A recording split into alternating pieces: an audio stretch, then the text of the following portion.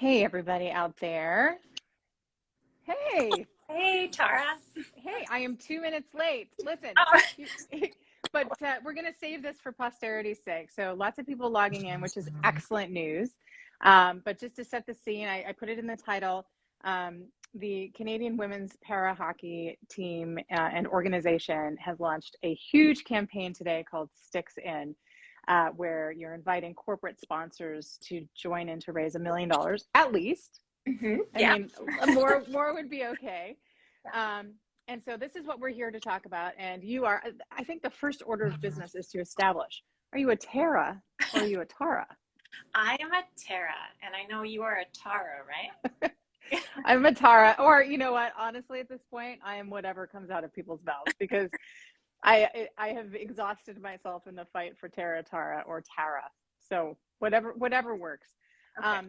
But I just want to commend you on this incredible initiative, all the work that you have put in, all the dedication that you and everybody on the team and the organization have really committed to this. So this is a milestone day. And so I guess let's start with what is Sticks In exactly? Hey, yeah. Stixon is a national campaign that is looking to raise $1 million to promote systems change in hockey and for the first time ever fully fund the women's national para ice hockey team. Okay, so this really leads me to what I think is not a lack of understanding, but maybe just a general lack of awareness about the women's para ice hockey team. And because I think we all in Canada, I'm speaking to you from the San Jose area, but I think, we're all kind of under the impression that these bodies are funded or at least supported by an organization like Hockey Canada or the provincial bodies. Is that not the case? That is not the case for us. So right now within para hockey at the national level in Canada, it is considered a mixed gender sport. So the women that are on my team will have to compete for a spot against men in order to make the Paralympic squad. So not super inclusive. And it's like telling one of our national team stand up or able-bodied players to go make an NHL team or to go make the men's Olympic team. So yeah, it's a tough road right now for women with disabilities wanting to play hockey. That's really confusing. I mean, is there any movement to shift that at the very least, or basically you just resign yourself to the fact that the women's para ice hockey team is on its own and that's it, how it's going to go? Yeah, so we've thankfully, especially I would say in the last 5 to 8 years, have had a lot of support from our international federation, World Para Ice Hockey, which is underneath the International Paralympic Committee. So they're doing a great job of trying to promote the women's game and get more opportunities for girls and women with disabilities around the world. But when it comes to our own national support here, that's a tougher road for us to go. So that's where Women's Para Hockey of Canada, we got our RC AAA status. We started to get a board together, and we want to make sure that women and girls with disabilities, whether they're born with them or they acquire their disability later in life, can play hockey. Tara, how did you get involved initially? I was actually with the University of Alberta Pandas mentoring underneath Howie Draper, and I was looking to volunteer in the evenings, and so I got involved with what was called sledge hockey at the time, and then from there it just kind of got out of hand, but in a good way, and eventually made my way to working with the women's national program. Okay, and what to you is so important about establishing this and funding this in a more substantial way? Yeah, I've got a little bit of a buzz term lately. My team knows about it already because I've been talking about it with them lots, but we're looking for partners that want to use sport for social justice. Mm-hmm. So there's this idea for sport for inclusion, and this comes from Dr. Lisa Tink from the University of Alberta. There's a lot of her research, so I'd highly recommend anybody that's looking into equity, diversity, inclusion, and sport in general, take a look at what she's doing. But yeah, we want to move away from this model where we're forcing people into sport that was never created for them. Like, people with disabilities, women or men, or all genders for that matter, racialized individuals, anyone who is not of the dominant majority, um, they were not thought of when hockey was created, when sport was Mm-hmm. created. And now we're seeing all of the not so great stuff happening in our country, where we can change that. So what Sport for Social Justice is where people of those non-dominating groups, they're able to take sport and make it their own in a way that works for them, in a way that Mm-hmm. is focused on what they need.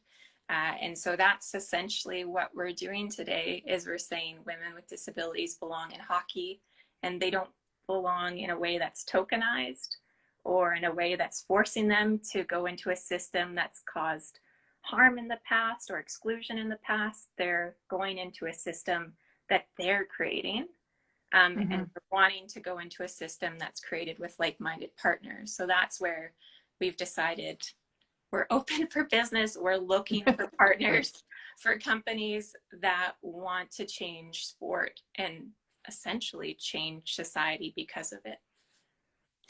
So, I mean, you know, there's lots of people logging on, and I don't know who knows what, but there's a real reckoning surrounding hockey in Canada, and you know, I think it's trickling down to the U.S. to some extent, where I am now, but it can, I think, serve as a catalyst, especially for greater awareness. So this timing, I mean, it's unfortunate we've kind of gotten to this point, but the truth is the truth, and the truth is, you know, there are parts of hockey culture that are totally broken, and so this is a big part, you know, of creating an equitable and welcoming space for everybody.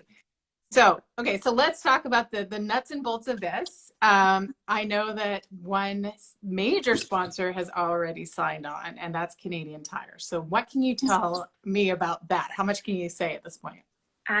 They are doing a multi-year support with us, and it's quite large. They're one of our founding partners, or our founding partner for it, I should say. So we're really excited. When I met with a team with Canadian Tire, they were they were social justice for sport. They were Mm-hmm. using all of the terms and language that we wanted to hear, when we think about equitable, diverse, and inclusive. It's not just them putting it on their website and saying they're doing it. They're going out and they're putting their money to all of the policies that they've written on their website. So for us, that was very exciting to have an organization that is ready to change culture in Canada. So for organizations out there who are, you know, talking this talk, and we're inviting them now to walk the walk, what do you want them to know, and what are you looking for? Yeah, we have a variety of different options for partners, and we know, I mean, people with disabilities have been marginalized for a long time, and that's, often we're left out or undervalued. Mm-hmm. So we don't want to undervalue anyone with regards to what they have for contribution. So if you're an organization or a company that has similar values and wants to see the systems of sport change for the better to include people of all abilities, all races, genders, sexual orientations, the list goes on, then we're interested in talking to you. We want to be with good people who want to make a difference. And we can use our platform with our national team, who has a ton of diversity and intersectionality to it, to help with your causes too. Because we know a lot of businesses now are focusing on EDI, and we want to support that too, because that's just going to help Canada in general. So what will this accomplish? You know, say all these sponsors sign on. What happens next? For us, well, the first thing that it will accomplish is our women and our volunteer staff will no longer have to pay their ways to events and competitions, and we'll be able to be closer in comparison to what our USA counterparts are receiving. So they are fully supported underneath Mm-hmm. USA Hockey, as a team. So for us, that allows us to use, the resources that are provided. But then I think, what I'm most excited about is showing women specifically with disabilities and women of intersectionality that they are valuable. Because for a really long time. Some of my women have been with me since before I was there. Started to found this program in 2007 and have never been told they are valuable before. So for me, that's a big deal, is that people with disabilities are shown by corporate Canada that they have value too, and that they are consumers, and that they, can bring a lot of value to companies. And then internationally, I'm excited because I want to be a world leader. Our women want to be world leaders. And if Canada can do it right, and Canada can show the world to value people of all walks of life, then hopefully that will change some perspectives in other countries too when it comes to some of the barriers that we're facing here in Canada. If Canada can do it, why can't others? So it's just multifaceted. There's a million reasons as to why this is a good thing. But yeah, we definitely need companies to step up and take that journey with us. So for people out there who are watching who are not necessarily associated with a major potential sponsor, but want to do something individually, what do you encourage people to do? They can still go to sticksin.ca, which is our landing page for the campaign, and there is an ability to donate. If that's not financially available for you, like I said, people are valuable no matter if it's monetary or not. So by sharing our story, that will also help. It will help other girls and women with disabilities that are not involved in hockey to know that, they're valuable too. And that might be an option for them in the future if they wish, or sport in general, because both you and I, Tara, obviously we are in the sport world and we know the power of sport and what it can do to change lives. But people with disabilities, specifically women with disabilities, don't always see themselves in it. So the more that we can show that in our society that they belong to, I think that's just a good thing overall. So yeah, sharing, liking, encouraging family and friends to do the same. Yeah, that grassroots movement is what we've built ourselves on. Right. So as simple as a repost or retweet, whatever you can do to just send the message out. And I truly believe if you can see it, you can be it. I really think, seeing or knowing that you are reflected is absolutely huge. So whatever form that takes is really big.